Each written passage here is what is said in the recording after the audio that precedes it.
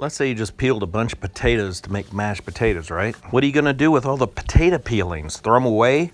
No way! You'd be throwing away the best part of the potato. Let me show you how to transform these bad boys into something that's really good. The first thing we're gonna do is we're gonna cut up an onion.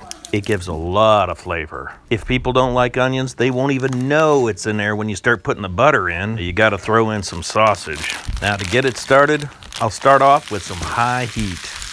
That heat will make the butter melt. Now you gotta keep everything moving.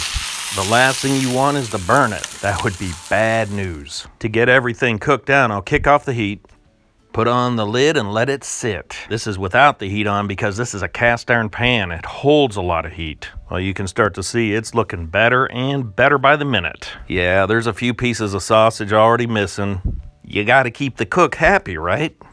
Everybody in the house is saying, hey, when are those gonna be ready? And to think, people would actually throw this part of the potato away? Anyone out there watching is like, where's the cheese? And it is done. And yeah, I'm going for a piece of sausage too. Man, this is good stuff. Well, I appreciate your time and thanks for watching.